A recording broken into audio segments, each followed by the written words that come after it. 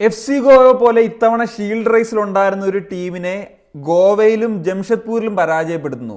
Indian national ടീമിൻ്റെ കൂടി പരിശീലകനായിട്ടുള്ള മനോല Marcus ആണ് ഗോവയുടെ പരിശീലകൻ എന്നുള്ളത് അറിയാലോ.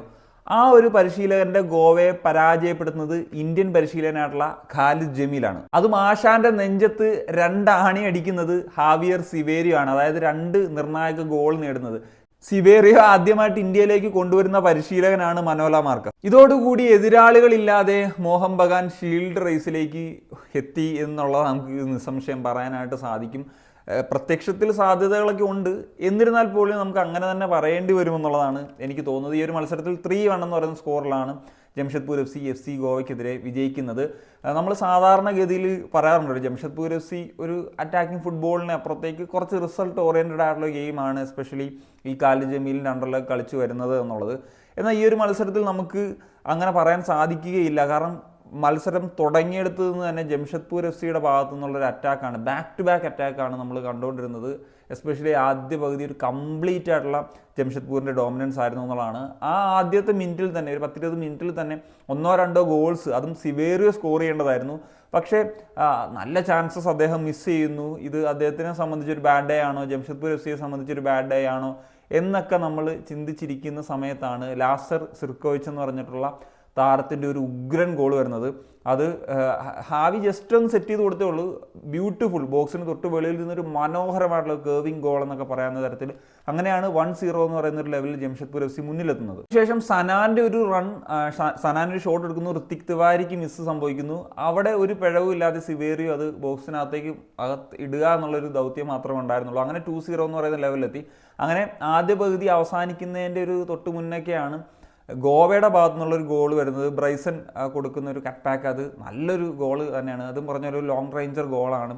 ആയിഷ് ഛേത്രി എന്ന് പറഞ്ഞിട്ടുള്ള താരം നേടുന്നത്. അങ്ങനെ രണ്ടാം പകുതിയിലേക്ക് തുടങ്ങുന്ന സമയത്ത് 2-1 എന്ന് പറയുന്ന ലെവലിലാണ് നിൽക്കുന്നത്. ഈ ഒരു അവസ്ഥയിൽ ഗോവ ഒരു തിരിച്ചുവരവിന് വേണ്ടിയിട്ടുള്ളൊരു ശ്രമങ്ങൾ, ചില ചേഞ്ചസ് ഒക്കെ യാസറിനെ കൊണ്ടുവന്നു. അങ്ങനെയുള്ളൊരു മാറ്റങ്ങളോടുകൂടിയൊക്കെ നടത്തി അങ്ങനെ കുറച്ചും കൂടി അറ്റാക്കും കാര്യങ്ങളും ഒക്കെ വരാൻ തുടങ്ങി. കാരണം ആദ്യ പകുതിയിൽ ആകപ്പാട് ഒരേ ഒരു ഷോട്ട് ഓൺ ടാർഗറ്റാണ് വന്നത് എന്നുള്ള കാര്യം ആലോചിക്കുക.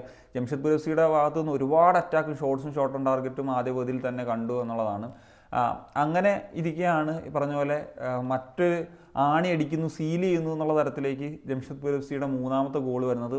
അവിടെയും സനാൻ എന്ന് പറയുന്ന താരത്തിൻ്റെ കാര്യം എടുത്തു പറയാതിരിക്കാൻ കഴിയില്ല. അദ്ദേഹത്തിൻ്റെ ഒരു റൺ, ഒരു ഡിഫൻസ് ടാക്കിൾ ചെയ്യുന്ന തരത്തിലേക്ക് താരം മാറുന്ന സമയത്ത് ഒന്നാന്തരമായിട്ടൊന്ന് ഫേക്ക് ചെയ്തിട്ട് ഒരു ബോൾ കൊടുക്കുന്നു. അങ്ങനെയാണ് ഒരു കോർണർ കിക്ക് കിട്ടുന്നത്. പിന്നീട് കോർണർ കിക്കിൽ സിവേറിയോ ആ തേർഡ് ഗോളും സ്വന്തമാക്കുന്നത് എന്നുള്ളതാണ്. പിന്നീട് ഗോവയുടെ ഭാഗത്ത് ട്രൈ ഒക്കെ നടത്തി, പക്ഷേ അത് ബലവത്തായില്ല. അങ്ങനെ 3-1 എന്ന് പറയുന്ന ഒരു ലെവലിൽ ഗോവയ്ക്കെതിരെ ജംഷഡ്പൂർ FCക്ക് വിജയിക്കാൻ സാധിച്ചു എന്നുള്ളതാണ്. ജംഷഡ്പൂർ FCയുടെ ആ ഒരു ടീം സ്പിരിറ്റ് അത് സമ്മതിക്കാതിരിക്കാൻ പറ്റില്ല.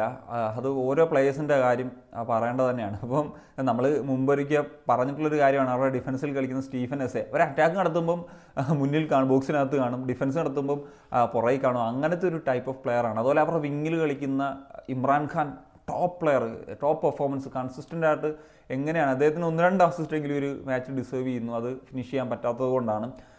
അതുപോലെ തന്നെ സനാൻ്റെ പ്രകടനവും വളരെ എഫക്റ്റീവായിട്ടുള്ള ഒരു പ്രകടനം തന്നെയാണ്. അതുപോലെ ഡിഫൻസിൽ ഇപ്പോൾ എസയുടെ കാര്യം ഞാൻ പറഞ്ഞു. അതുപോലെ തന്നെ ഇപ്പോൾ ഉവൈസിൻ്റെ കളിയാണെങ്കിലും അല്ലെങ്കിൽ പ്രതീക് ചൗധരിയെ പോലത്തെ താരങ്ങളാണെങ്കിലും ഒക്കെ ഒരു മികവാർന്ന പ്രകടനം തന്നെ, വളരെ ഒരു എൻ്റർടൈനിങ് ആയിട്ടുള്ളൊരു മാച്ച് തന്നെയാണ് കാണാൻ സാധിച്ചത്. എന്താണെങ്കിലും ഇതോടുകൂടി ജംഷഡ്പൂർ FC 2ാം സ്ഥാനത്തേക്ക് കയറി ഗോവയെ ബീറ്റ് ചെയ്തുകൊണ്ട്. പക്ഷേ എനിക്ക് തോന്നുന്നു ഇങ്ങനത്തെ ഒരു സാഹചര്യത്തിൽ ഇപ്പോൾ ഒരു എതിരാളികളില്ലാത്ത ഒരു രീതിയിലാണ് മോഹൻ ബഗാൻ ഷീൽഡ് റേസിലുള്ളത്. അല്ലെങ്കിൽ അവർ കാര്യമായിട്ടൊക്കെ പോയിന്റ് ഡ്രോപ്പ് ചെയ്യേണ്ട ഒരു സാഹചര്യം വരും 5 മത്സരങ്ങൾ അവശേഷിക്കുന്നതൊക്കെ സമയത്ത്. നമുക്ക് കാത്തിരുന്ന് തന്നെ കാണാം എന്ത് സംഭവിക്കുന്നുള്ളൂ. അപ്പോൾ നിങ്ങളുടെ ഒപ്പീനിയൻ സൂചിച്ചാണ് കമ്പോസ് സനിയ.